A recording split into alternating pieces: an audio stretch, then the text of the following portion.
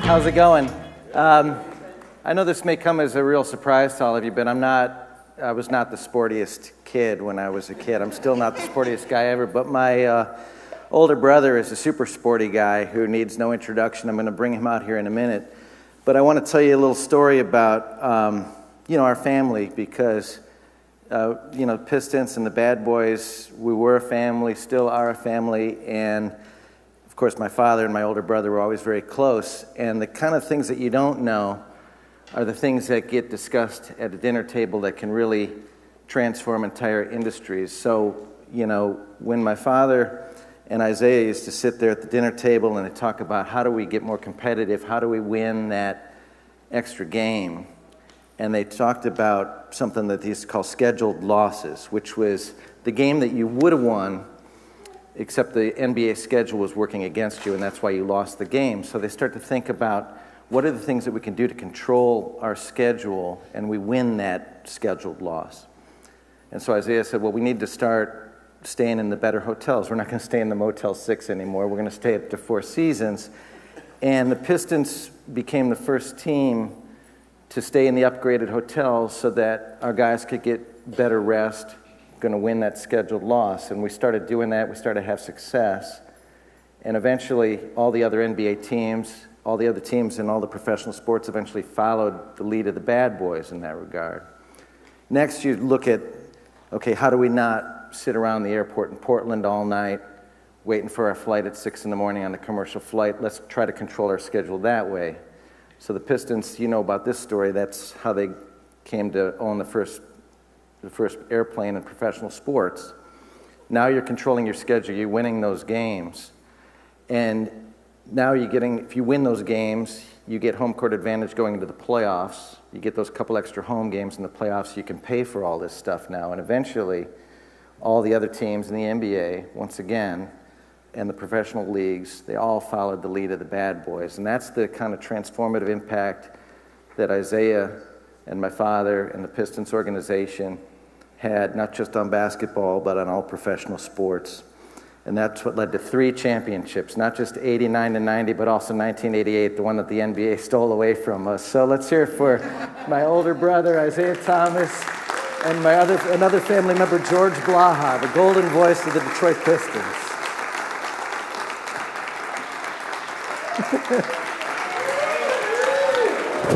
Love you.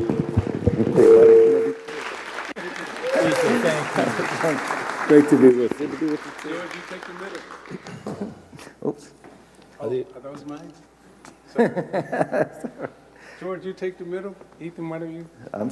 They told me to sit here, but I know George is running the show here. Well, Thank you, Ethan. Number one, it's an honor for me to be here, and it's great to have you and your family still connected with the Pistons.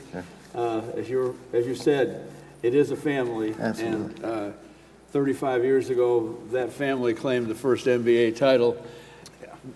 My proudest moment at the mic, people have asked me what my favorite call was, and it was this. Isiah has the ball. He should have it. He flings it to the rafters, and Detroit is the city of champions again. Junior, it's great to have you in town. You know what? When you talk about a homecoming, we hit a home run getting Isiah Thomas back in Detroit, where he lifted this city up, and such a wonderful thing that for you to be here. Welcome home. Thank you, thank you. And I like to say I'm returning back home because family and I have decided that this will be our last stop along the basketball journey. So we'll make our home here in Detroit. Oh my God! Yes. That's hot news. That's pretty good news. Somebody in the newspaper area and on radio and TV will be jumping on that today. I remember we were talking about where you lived in Indianapolis when you were coaching the Pacers, and you said Carmel, Indiana was sort of like Birmingham, but he said nothing's really like Birmingham. No. So I could tell there was some heartfelt feelings about this area, and obviously it still resonates with you. Well, you know, that there's no place, they say there's no place like home. And home is where the heart is. And all of you, your families, friends, relatives, I feel like I'm a part of everybody's family here. I feel like everyone who meets me that's from Detroit, or when I'm in Detroit, I feel like a relative, and I'm treated like a relative. I'm invited to your house to eat, you know, and it's a wonderful place, and everyone has uplifted me so much here that it's definitely home for me. Absolutely. You know, he's a part of the family, and he's made our entire family, not just the Piston family, but the Detroit area proud, hasn't he? Absolutely, no question. You know, it's funny when you're talking about everybody in town being like your family. I remember it just popped into my mind. It's got to be 10 or 12 years ago when we retired Dennis Rodman's number at the Palace, and you came into town and you got a ride up to my house from the airport, and we met up and went to the Palace together, and you said, gosh, I just took this car from the airport. The guy drove me, and when I went to pay him, he didn't want to take my money. He said, it's an honor to drive you, Mr. Ty. I said, well, and you were surprised. I said, but Isaiah, but this is your city. No, I check into, still today, I check into the hotel, right? And when I go to check out, they go, no, you don't have to pay. Whatever restaurant I go into, I try to pay, right? I try to, you know, they go, no, we can't. Money's no good here. Yeah, and it's like, and when you say money's no good here, I remember, so my daughter Lauren, we came back and she was maybe like 7, 8 years old. And so we go to a restaurant and we go to pay, and the guy goes, no, your money's no good here. And she started crying. She goes, what do you mean our money's no good? I go, no, he didn't mean it like that. You know? That's a great story. That's funny. It's funny. You know, there was so much sacrifice that you guys made to get to your first NBA title, first of back-to-back. Probably should have been 3, could have been 4. That's how great this basketball team was. It was 3. Definitely was 3. Yeah. We count 3. We count 3. We always counted 3. It could have been 4. Sorry, I threw the ball away. But thank you for thank you for giving me the pats on the back and forgiving me. Yeah. You know, in many ways, the Bad Boys were like Detroit and our state. Nothing was given to them, and I think that's why so many people identified with you from this area. Well, you know, it was a hard fight, and you know what Ethan just described, you know, about, you know, Mr. D, in terms of just saying, okay, we'll take you out of the airport Marriotts and the Motel 6s, and we'll move you up to the, you know, to the Four Seasons. We'll make the travel, we'll make life a little easier for you so you can win games. That was so against the grain. And you can imagine, you know, the pushback that he felt and he got from the rest of the owners. Good point. Yeah. From the rest of the owners who would sit around that table. Total bad boy, right? I mean, and that gave us the courage. Jack McCloskey, right? You know, our general manager. I never forget being in the elevator. Joe Dumars and I, All-Star game. We on the elevator, Jack, Joe, and I, and Red Auerbach from the Boston Celtics. The elevator opens up, the door opens up, Red Auerbach walks in. Now, Red Auerbach, you know, for all of us, you know, is still, you know, you bow to him for what he did, you know, with the Boston Celtics, particularly in the 60s, where he names Bill Russell, the player coach, right? Yeah. And he sticks it right in America's face when you're talking about race, right? Absolutely. So Red Auerbach walks in, he gets on the elevator. It's Jack McCloskey, Red Auerbach, myself, Joe Dumars. We ride down maybe 12, 13 floors, and those two never said a word to each other. They didn't even acknowledge each other, right? Red Auerbach walks out of the elevator, Jack walks out behind him, me and Joe look at each other like, oh, I guess this is real. You know? It was on, wasn't it? Yeah. I remember I told a friend of mine who came to a Pistons celebration, and Jack was there and you were there. I told him, I said, you and 3 of your buddies could not handle either one of those guys. And he said, I understand about Isiah, but Jack, I said, oh yeah, Jack is that tough. But that toughness, that determination, you know, from Mr. D to Jack, and then what resonated through the city and what resonated through all of Michigan, right? The pat on the back, the hey, you can do it, you know. I mean, because we had so many heartbreaking moments, but the uplift and the care and the love that you continue to give us and believe in us made us all like, you know, go out and fight harder. So it was a wonderful time, unbelievable time. I don't know if I've ever experienced, and I've won a lot in different places, but I don't know if I've ever experienced the whole, when I say community and family and people coming together as that time was for all of us. I mean, it purely was just, you know, it was just love. You know, it was genuine love. And there is a Davidson Foundation, we know that. Ethan runs it in honor of his late father, and Isiah's involved. So many people are involved, and you continue to do good work in the community. That has to do your heart good. We try to do what we can. You know, we try to, you know, take a lot from his philosophy. I mean, a lot of, you know, it's funny because, you know, my father, for being a sports team owner and a successful entrepreneur, he was a low-profile guy. He wasn't, you know, sort of self-promoting. So that's one of the things we try to do. And I remember a couple years ago, Mitch Albom came up to me and goes, you know, I never see the Davidson Foundation. Do you guys do anything? And I said, the fact that you're saying that is we're doing it the right way, because we're not trying. Now, we do put our name, his name, on things a little more than he would have, but he's not here to stop us anymore. So, and we want his name to be, remembered. One of the things that I'll talk about, and then I got a question for Isiah.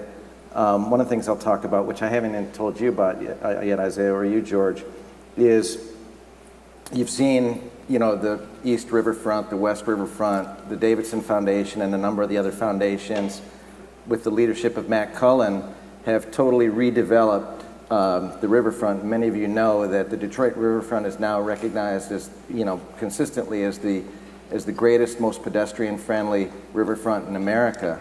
When it was, you know, totally industrial. That's one of our projects. And you'll see on the West Riverfront, maybe some of you have seen, we're building a sports house. It'll be the William Davidson Sports House. And we want to honor, and this is the thing I wanted to tell you guys, we want to honor a number of the Pistons and Shock players who have not only had success in basketball, but then after basketball have gone on to build their own successful businesses. So you think of people like Swin Cash, you think of people like Vinnie Johnson, and you think especially about Isiah and the success you've had building businesses after your basketball. I mean, I know you're still involved in basketball, but the businesses that you've built after basketball. So I hope you'll talk a little bit about that, about how you transition from an on-the-court entrepreneur, as we talked about, changing pro sports and travel and all that, to the kind of things you're working on now. So there's two things that I'm involved in right now are in industrial hemp space. Working closely with Stellantis to infuse industrial hemp into the automobile space to replace plastics. And the other space is the champagne space, Chelan Champagne. Thank you. Those who have tried it, appreciate it. We're the largest first press of the grape, low zero sugar champagnes in the U.S. Wow. And just formed a partnership with Hyatt to put our champagnes in all of the Hyatt hotels. Wow. And that just happened, didn't it? That just happened. But shout out to Myers. The first Michigan family, when they heard about me being in the champagne space, came and said, hey, you know, how can we help? And again, it's the whole Michigan thing. So got started with Myers and now Kroger, you know, going in the stores. But how did all of that happen? Because Mr. D, you know, the many talks that we would have at the table, and then traveling with him, allowing me to see another part of the world, business-wise, living-wise, that I didn't even know existed, right? I couldn't even dream of that type of life that he was exposing me to. And being able to dream about it and then being able to listen to him talk about how he was going to do it, right? And I'll never forget, we were in Spain, and I think we left you back at the hotel, right? So he goes, I want, you know, I'm building this plant in, was it Balboa? Bilbao, Spain, yeah. Yeah. And I was thinking Rocky, right? And I'll never forget, like, you know, I really want to show you what I'm going to build here. It's special, so forth and so on. And I'm like, okay, so we drive about 2 hours, right? And we drive to this vacant lot. And it's about like, you know, maybe 3 or 4 acres. And we get out of the car, and he goes, this is it. And really, it's just land and grass. There's nothing there. And I'm like, I don't know what you want me to say. I don't see what you're seeing, man, and I don't know if what you see, because I don't see it, but his vision and the way he thought, it sparked in my imagination how I can think and how you can see things. And then it gave you the courage to go out and do it. And so leaving Detroit, now we look at, you know, the Toronto Raptors. And everything that you see in the Toronto Raptors, it is a replica of the Detroit Pistons bad boys. When Ryan, the mascot, runs out there with the flag, the Raptor flag, and he plants it, you can go back and see that's the bad boy flag running out, you know?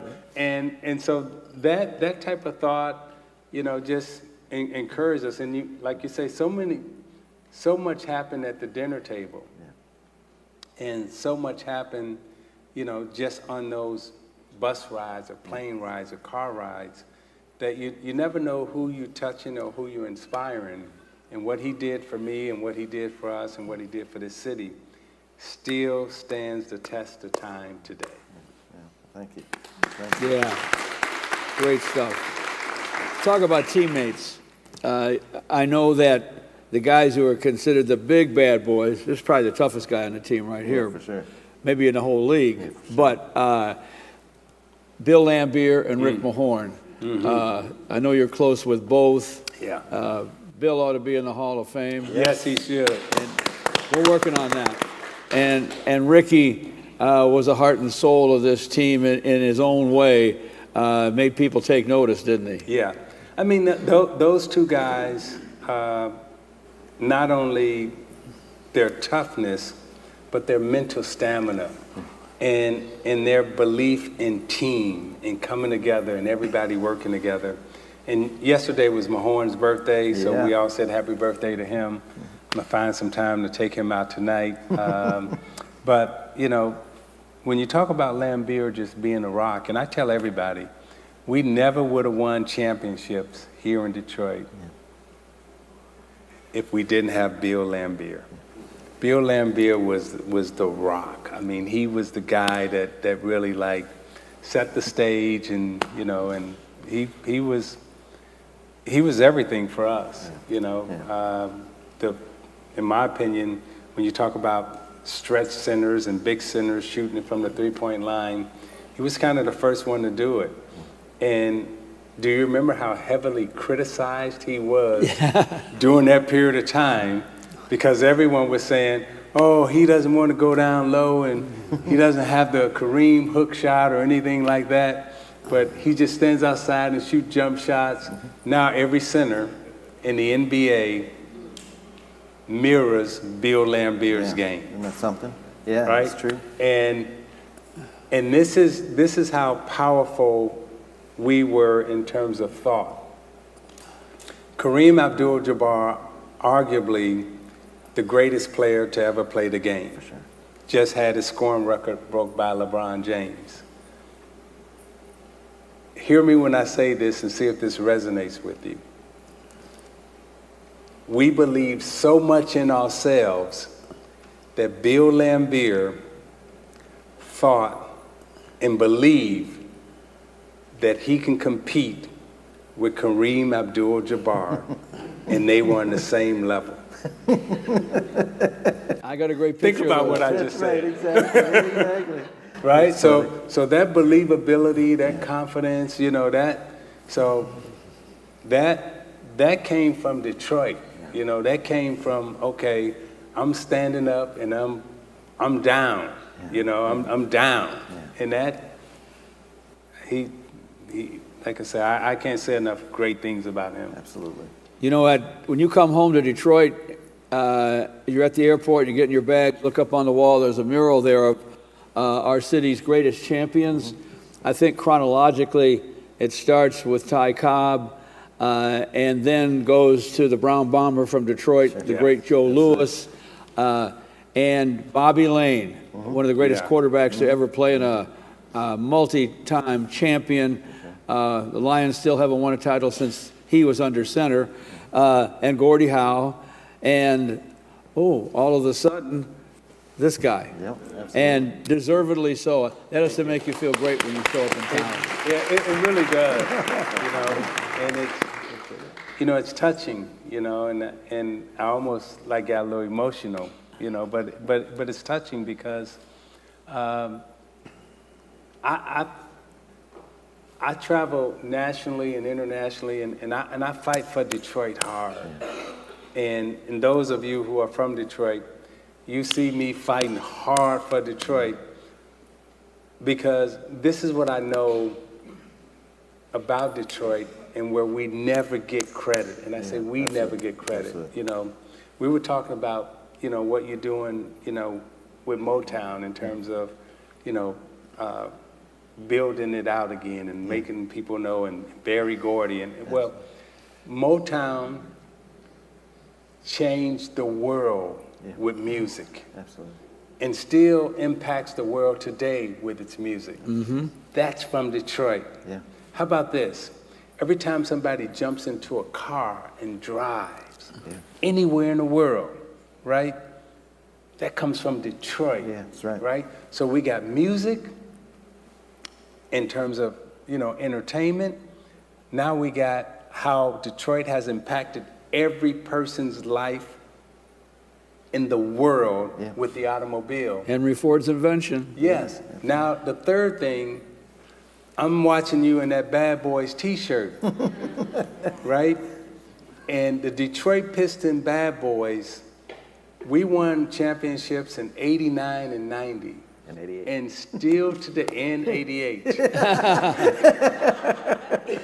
And they still try to exclude us and don't try to acknowledge us. That's right. But people still today, 30-some years later, will not let them forget Motown, the Bad Boys, or Henry Ford with that car. Yeah. So that's the impact that we've had on the world in terms of sports, entertainment, and business. That's it. So shout out to Detroit. And the greatest news today is Isiah's moving back home. Yes. And I know you'll find some perfect place to live. You've got a great family, and you're loved here. I think Lauren now knows why you don't have to pay. Your money's no good here.